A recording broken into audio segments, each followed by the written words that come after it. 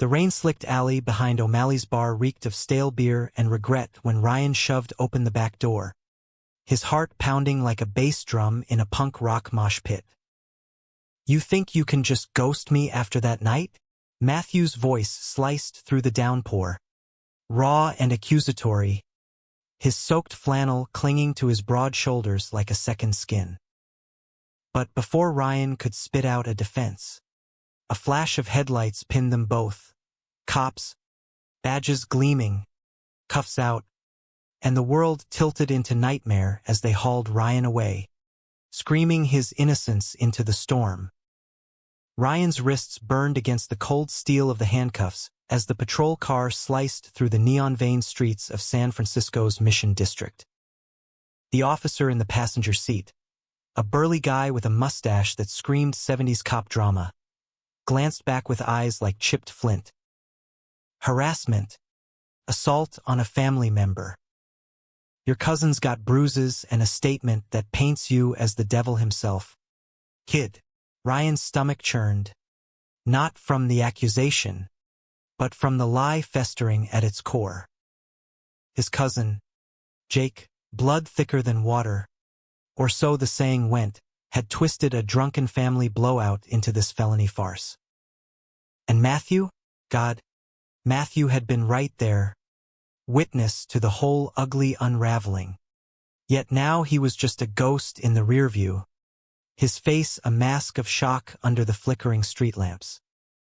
They'd met 6 months back at a dive bar poetry slam, the kind where chain-smoking artists spilled their guts over cheap whiskey.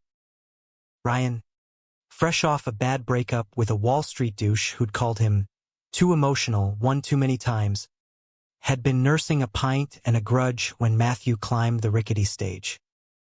Tall, with that effortless California surfer build honed from years of hauling crab pots in the bay, Matthew's voice had wrapped around the mic like smoke, verses about lost fathers and the ache of unspoken truths. Ryan's pulse had synced to the rhythm, and by the end of the set, they were trading shots and secrets in a corner booth, knees brushing under the table like an electric promise. That night bled into mornings tangled in Ryan's cramped Haight-Ashbury apartment, sheets twisted around limbs slick with sweat and laughter. Matthew's hands were calloused from his day job, fixing up old Volvos in a Bernal Heights garage, tracing maps across Ryan's skin that no GPS could chart. "Your trouble," Matthew had murmured once, lips grazing Ryan's collarbone, the city humming outside like a jealous lover. "The good kind," Ryan shot back, pulling him closer, because in those stolen hours, the world felt conquerable, two guys against the grind, building something real from the rubble of their pasts.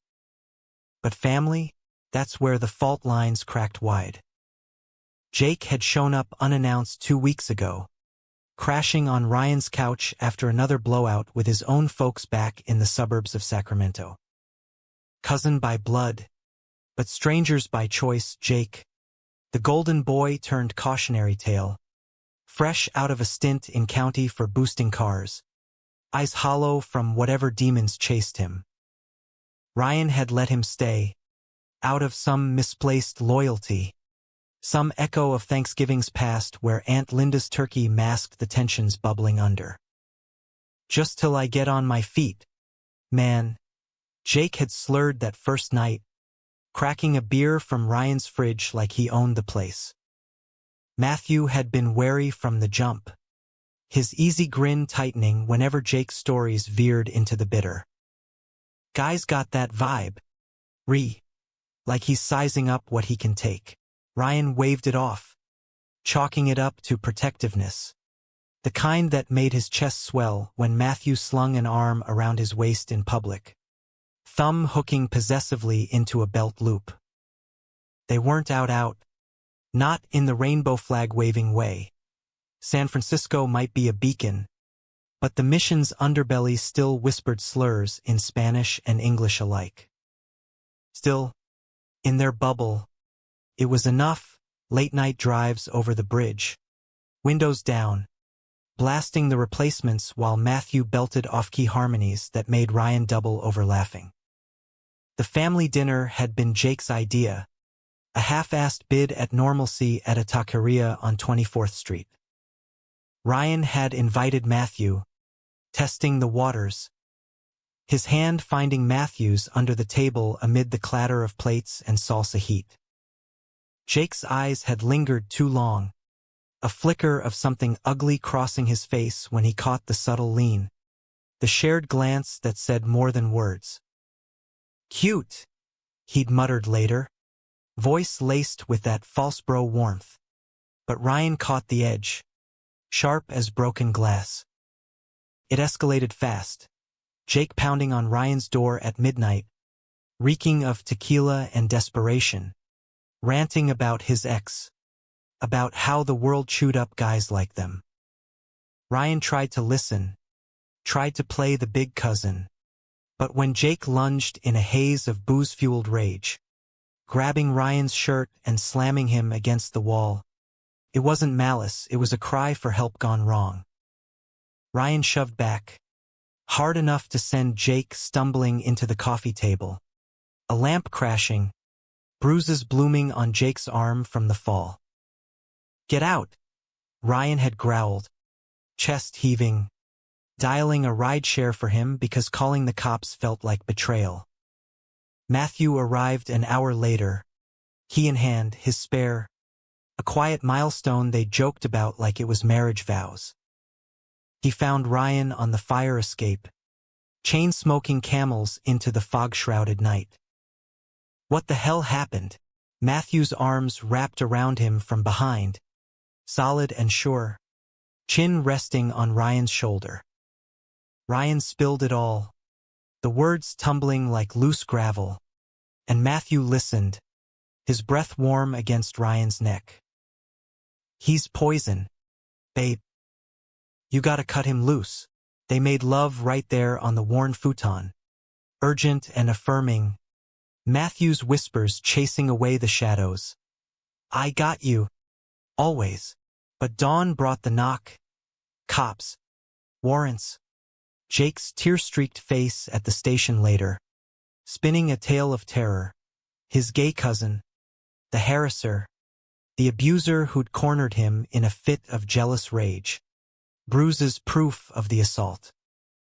Ryan's world imploded in that interrogation room, fluorescent buzz drilling into his skull as the detective, a woman with a noble shit bob and eyes that had seen too much, leaned in.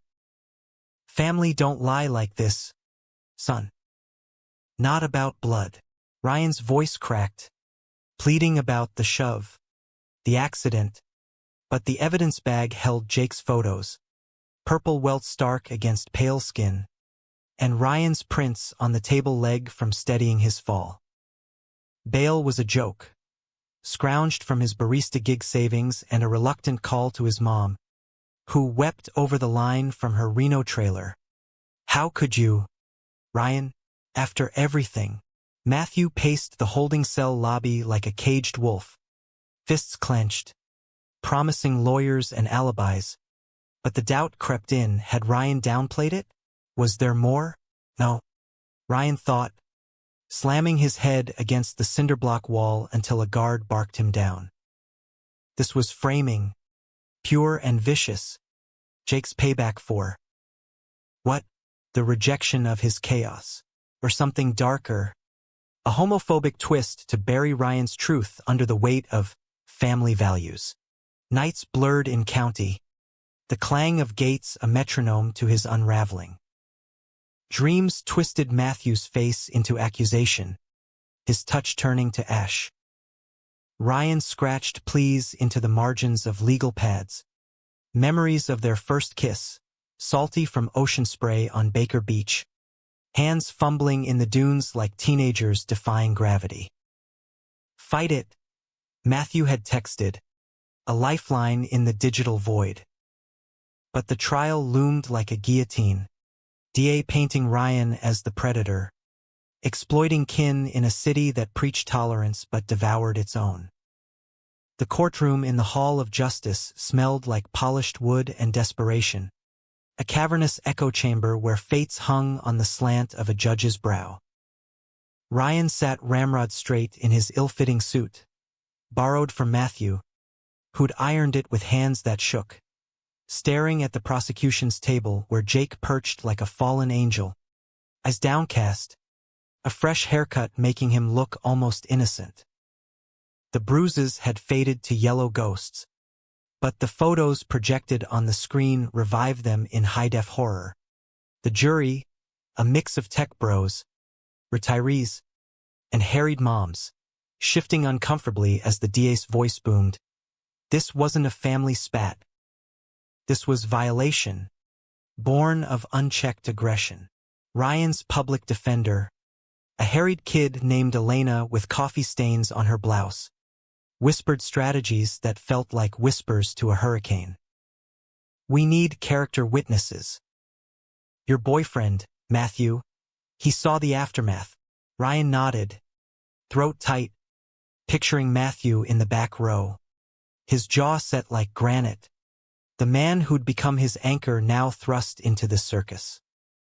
Their romance had deepened in the pretrial haze, stolen visits in the jail's sterile booth, plexiglass between them but fingers splayed on either side as if they could melt it through sheer will. "I love you," Matthew had mouthed once, voice crackling over the line, and Ryan had believed it, clung to it like a rosary in atheist hell. Flashback to that week before the storm. A road trip up the coast to Mendocino. Matthew's beat-up Chevy rattling over potholes, windows fogged from their heat. They'd parked at a bluff overlooking the Pacific, waves gnashing like hungry beasts, and Matthew had pulled out a ring, not diamond, but a hammered silver band etched with waves. "Not proposing." "Exactly," he'd said, cheeks flushing under the stubble. "But promise to weather this shit together." Ryan's yes had been a sob, slipping it on amid kisses that tasted of salt and forever, the horizon blurring as they vowed to build a life, maybe a garage of their own, fixing cars and hearts side by side. Jake's testimony shattered that idyll. He took the stand with a quiver in his lip, the kind that tugged heartstrings, recounting a fabricated nightmare. Ryan, drunk on power and resentment, cornering him in the dim apartment, hands like vices, words slurring slurs about Jake's weakness. "He said I was a disgrace to the family," Jake choked, dabbing at phantom tears, "because of who he is. Like it was my fault." The courtroom gasped, a ripple of judgment washing over Ryan, the word gay hanging unspoken but weaponized, twisting his identity into motive. Elena objected, sustained, overruled, but the damage seeped, jurors' eyes sliding away, pity curdling to suspicion. Cross-examination was a bloodless massacre. Jake's story held, seamless as a screen door in a twister, his gaze locking on Ryan's with a glint of triumph masked as trauma. "Why me?" Elena pressed, voice steady as rebar. "Because your family," Jake replied, simple and slicing, "and family hurts deepest." Ryan's nails dug crescents into his palms, blood warm under the cuticles, because he knew, deep in the marrow, the betrayal's root. Jake had overheard them that night, Matthew's laughter spilling from the bedroom, the intimacy that Jake, in his fractured loneliness, envied and despised. A straight guy adrift, watching two men claim joy he couldn't touch, and lashing out with the oldest weapon, lies wrapped in blood ties. Recess brought Matthew bursting into the witness room, doors slamming like thunderclaps. He crushed Ryan in a hug that bruised ribs, whispering fierce, "He's lying through his teeth. I saw the texts. He was begging you for cash that morning. Said he'd do anything." Ryan pulled back, searching those blue eyes, stormy as the bay in winter. "You believe me?" came out small, fragile as rice paper. Matthew's laugh was bitter, hands cupping Ryan's face. "Babe, I'd burn this city down before doubting you." They kissed then, defiant in the face of fluorescent judgment. Tongues tangling like lifelines, the world narrowing to the scrape of stubble and the thud of hearts sinking. But doubt was a virus, insidious. Back in session, the DA called the neighbor, a nosy widow with a yappy terrier, who swore she'd heard yelling, thuds, a man's cry for help through the thin walls. Elena countered with Matthew's testimony, his voice steady as he described arriving post-incident. Ryan shell-shocked, apartment trashed from the scuffle, no malice in the air, just the wreckage of enabling gone wrong. "Ryan's not violent," Matthew said, meeting the jury's gaze. "He's the guy who adopts strays, dogs. People, doesn't matter. He tried to help Jake, not hurt him."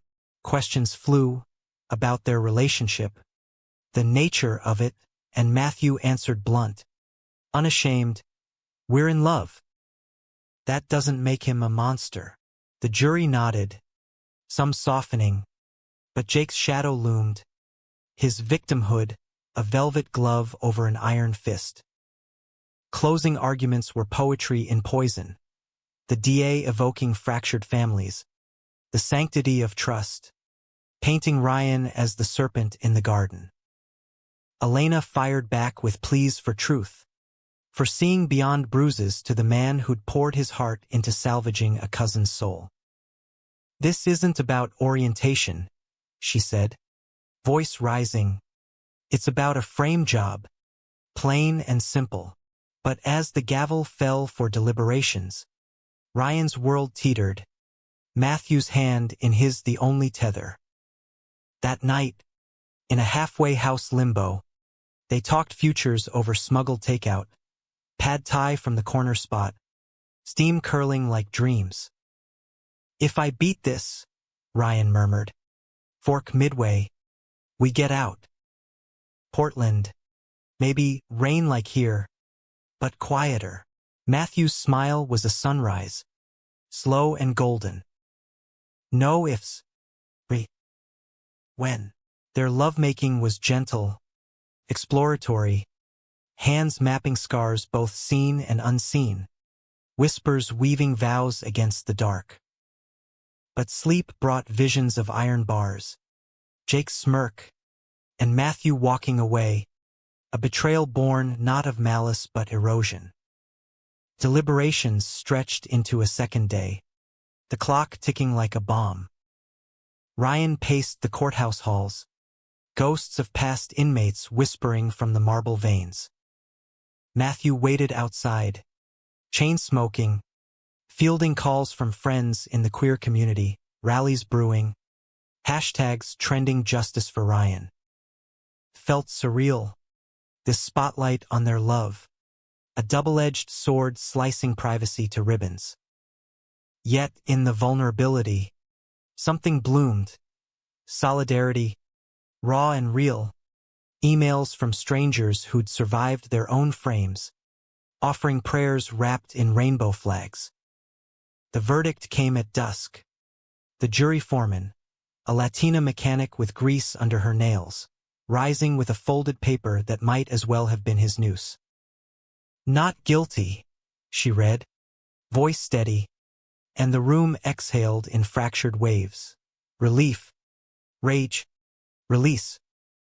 Jake bolted, face ashen, but Ryan collapsed into Matthew, sobs racking them both, the weight lifting like fog burned off by sun. Hugs from Elena, slaps on the back from activists, but the joy was bittersweet, the accusation stain lingering like smoke. Freedom tasted like fog and freedom fries from the corner In-N-Out. Wolfed down on a bench in Dolores Park as the sun dipped low, painting the city in bruised purples. Ryan leaned into Matthew's side, their thighs pressed warm, the simple act of public touch a rebellion reclaimed.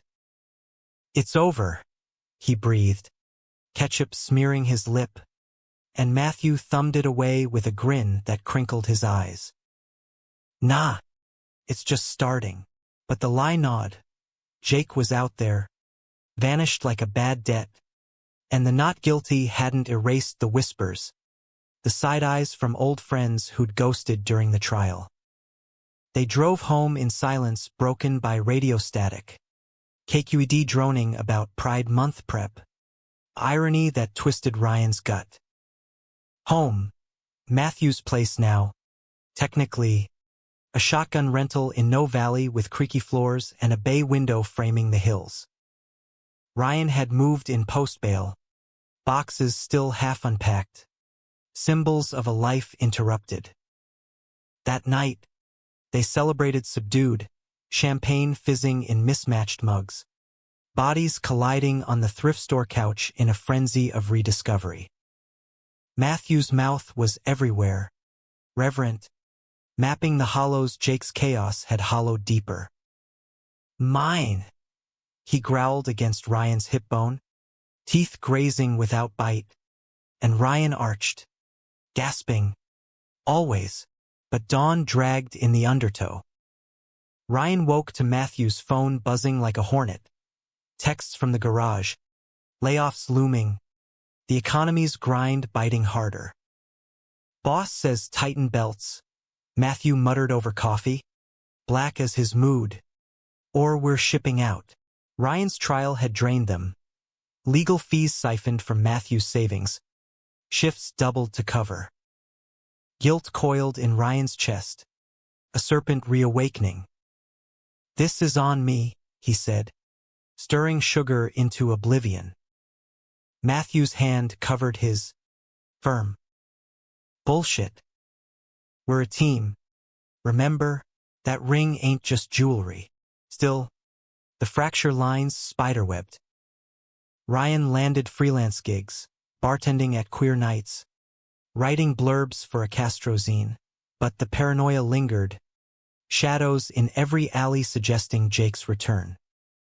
Letters arrived, anonymous, scrawled with venom. "Faggot liar. Blood don't forget." Matthew burned them in the sink, flames dancing like accusations, but the ash settled heavy. Their intimacy shifted, laced with urgency, as if each touch warded off the wolves. Sex became sacrament, slow on weeknights, Matthew's fingers painting galaxies on Ryan's back, wild on weekends, pinning wrists to headboards, cries echoing off exposed brick. A month in, the bomb dropped. Matthew's ex as in college fling, or so he'd sworn, surfaced at the garage, all dimples and diesel perfume, offering old times over oil changes. Ryan caught wind from a mutual buddy, the words casual but carving deep, saw him flirting hard, man, like, handsy. Doubt bloomed, treacherous, fed by the trial's residue, Jake's lies echoing in imagined infidelities. Confrontation came over takeout low main, Ryan's voice pitching high. "You said it was nothing. But I see how guys look at you, like you're the prize I stole." Matthew's face hardened, fork clattering. "And you think I'd throw us away for a quick fuck? After everything?" Words flew like shrapnel, Ryan accusing abandonment, Matthew firing back on trust's fragility. "You think this is easy? Watching you doubt us because some asshole cousin poisoned the well." The ring came off, silver glinting like a guillotine, tossed into the fruit bowl with a clink that echoed eternal. Ryan stormed out, streets swallowing him whole, ending up at O'Malley's, the same dive where it had all ignited. Whiskey burned neat, memories blurring, Matthew's poetry, their first dance to Springsteen in a crowded bar, bodies swaying like willows in wind. Hours later, Matthew found him, rain-lashed and resolute, sliding onto the stool with eyes red-rimmed. "I fucked up," Ryan slurred, head lolling. "Scared you'll see the mess and bolt." Matthew's arms snaked around, pulling him close, the bar's hum fading. "We're both messes. That's the point." Fitting pieces. They stumbled home, apologies dissolving into kisses, the ring slipping back on amid tangled limbs, a vow renewed in the wreckage. But betrayal's shadow lengthened. Jake reemerged via a midnight call, voice slurry over the line. "Need help? 'Cause bad." Ryan hung up, heart hammering, but the seed was planted. Pity, that old enabler. Against Matthew's protests, he met Jake at a dive in the Tenderloin, the air thick with desperation and dim-some grease. Jake looked hollowed, track marks faint on his arms, spinning tales of eviction, overdose close calls. "You're all I got," he pleaded, eyes wet, and Ryan's resolve cracked, handing over $200 rent money, scraped from tips. Matthew found out, fury igniting like dry tinder. "You're enabling the bastard who tried to bury you." The fight raged, plates shattering, accusations of naivety versus control. "He's family," Ryan yelled, voice breaking, "flawed as fuck. But mine." Matthew's laugh was hollow. "Family? He weaponized that to destroy you. And now you're handing him the knife again." The door slammed, Matthew gone for the night, crashing at a buddy's, leaving Ryan adrift in silence pierced by what-ifs. Reconciliation came fragile. Over dawn pancakes at a Sunnyside diner, apologies greasy as the griddle. "I can't lose you to ghosts," Matthew said, syrup pooling. "Promise me, no more solo heroics." Ryan nodded, hand over heart, but the pact felt paper-thin, the city's pulse mocking their fragility. Then, the twist. A package arrived, unmarked, containing a USB drive and a note in Jake's scrawl. "Truth hurts more than lies. Watch." Ryan's hands trembled, inserting it into his laptop, Matthew hovering like a sentinel. Grainy footage flickered, security cam from the apartment building, time-stamped that fateful night. It played merciless. Jake staging it all, self-inflicted shoves against the wall, smearing makeup for bruises, even dialing the cops mid-monologue, rehearsing his victim spiel. Ryan's arrival, the real scuffle, brief and defensive, captured clear as day. "Holy shit," Matthew breathed, arm tightening around Ryan's waist. "He's framing himself." "Why?" The note continued, "Because you have what I can't. Love that sticks. Straight, gay, whatever, it's real. I'm the fraud. Don't let me drag you down." Tears stung, a cocktail of rage and sorrow. Jake's confession, a suicide note in pixels, mailed from a Greyhound station, destination unknown. The USB burned a hole in Ryan's pocket as they drove to the police station, the evidence a talisman against fresh injustice. Detective Ruiz, same no-nonsense Bob from the trial, watched the footage stone-faced, her pen tapping like a judge's gavel. "Son of a bitch," she muttered, rewinding the self-assault scene. "This reopens everything. Charges against your cousin for perjury. False report. Federal if it crosses lines." Ryan nodded, numb, Matthew's hand a steady anchor on his knee.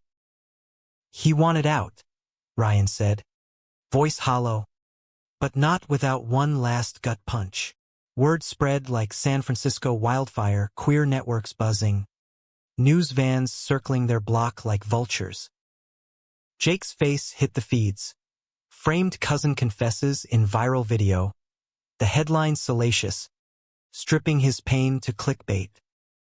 Reporters camped the stoop, mics thrusting like accusations. But Matthew played bouncer, his surfer drawl turning feral. Back off, or I'll make you.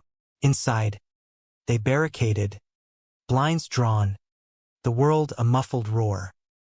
The betrayal hit peak emotional flay that week. Ryan unraveling in the shower, water scalding as sobs racked him. Matthew found him curled fetal, joining without a word, arms enveloping, their bodies a bulwark. He hated us, Ryan whispered, steam cloaking them. Hated that we fit. Matthew's lips brushed his temple. Or envied it. Doesn't make it hurt less. They emerged pruned and raw, vowing therapy couple sessions at a Castro clinic, where a soft-spoken shrink named Theo unpacked the trauma, layers peeling like onion skin.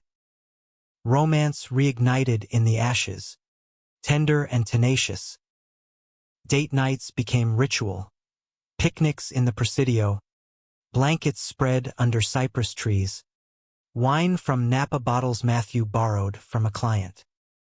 One evening, as fog rolled in like a lover's breath, Matthew pulled a sketch pad from his backpack, rough pencils of their faces intertwined, waves crashing backdrop. Always saw us like this, he said, shy under the stubble, unbreakable. Ryan's throat closed, kissing him fierce, the park empty save for distant joggers and the sea's eternal sigh. But conflict crested when Jake resurfaced. Not in flesh, but flesh and blood. A call from Aunt Linda, voice quavering over Reno static. He's here, Ryan.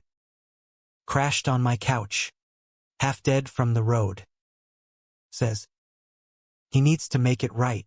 Ryan's blood iced, Matthew's eyes flashing warning across the kitchen table. No, Matthew said flat, but Ryan's heart, foolish, familial, tugged. Just a talk.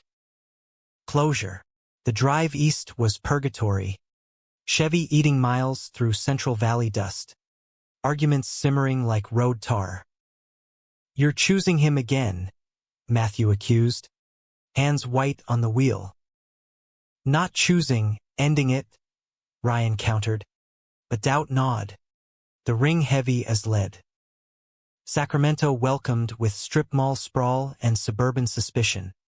Aunt Linda's trailer a time capsule of faded glory, lemon yellow siding peeling. Virgin Mary nodding from the dash. Jake waited inside, gaunt as a specter, eye sunken but clear, no bottle in sight. "'Cause," he rasped, rising slow, and Ryan flinched, the old pull warring with fresh scars. They talked for hours, Matthew sentinel in the corner, arms crossed like a gargoyle. Jake spilled it all, the envy, the self-loathing, a lifetime of straight man masks cracking under the weight of unspoken queerness.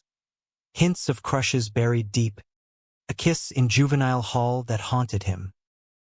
Seeing you too. It broke me. Made me real. Confession bled into catharsis. Tears carving tracks down dust-caked cheeks. I framed you to feel something victim, not villain. Ryan's rage crested, voice cracking thunder. You destroyed me. For what? To borrow my pain. Jake nodded, broken, offering amends.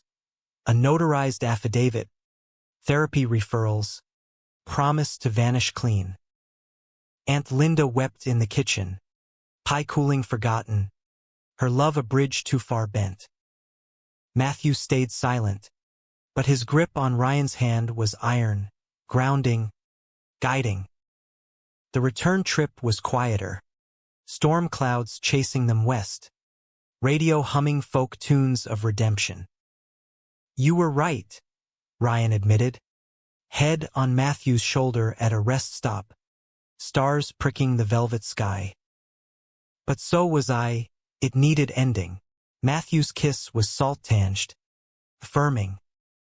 We're good at this, fixing what's bent. Back in the city, they dove into healing, volunteering at a queer youth center.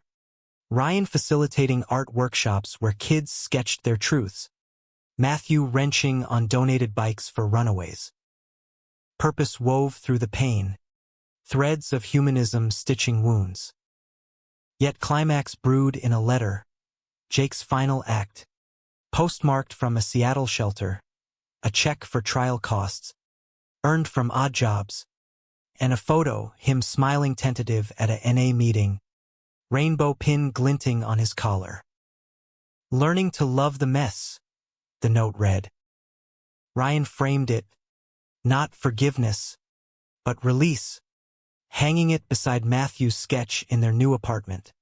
A sunny walk-up in the Castro, rent split from steady gigs. Love deepened, romantic in its grit. Anniversaries marked with tattoos, matching waves curling around wrists, ink fresh and stinging like sweet memory. Sex evolved, exploratory edges softened by trust. Lazy Sundays in bed, fingers tracing ink, bodies speaking what words fumbled. Marry me for real, Matthew proposed one fog-mantled morn on Twin Peaks. City sprawling below like a conquered kingdom. Ring upgraded to gold with a wave inlay. Ryan's yes was a laugh, tear-streaked, sealing it with a kiss that tasted of home. But humanity's arc bent toward complexity. News hit of Jake's relapse, overdose scare, hospital lights harsh as truth. Ryan wired funds anonymously, Matthew nodding approval. Pay it forward, not back, no contact. But the act closed the circle. Betrayal transmuted to quiet grace. Winter gripped San Francisco like a reluctant lover. Winds howling off the bay as Ryan and Matthew stood at City Hall. Rainbow flags snapping in salute. The ceremony was small. Theo the therapist officiating in a sequined bow tie. Aunt Linda beaming from Reno via Zoom. Her trailer festooned with streamers. Vows exchanged under stained glass. Words simple. In shadows and light. I choose you. Rings slid on. Silver to gold. And the kiss, deep, unhurried, drew cheers from their patchwork tribe. Garage buddies in flannel. Zine poets with dyed hair. Youth center kids clutching bouquets of wildflowers. Honeymoon was a cabin in Big Sur. Redwoods whispering secrets. Ocean a constant roar below. They hiked trails slick with mist. Hands linked. Pausing at overlooks to trace constellations in daylight haze. Nights by the fire. Bodies entwined on a bearskin rug. Matthew's mouth a slow burn. Exploring with the patience of lifetimes. This is it, Ryan murmured post-climax. Sweat slick and sated. Head pillowed on Matthew's chest. Us. Unbroken. Matthew's fingers carded through damp hair. Damn right. Framed in the best way. Back in the city.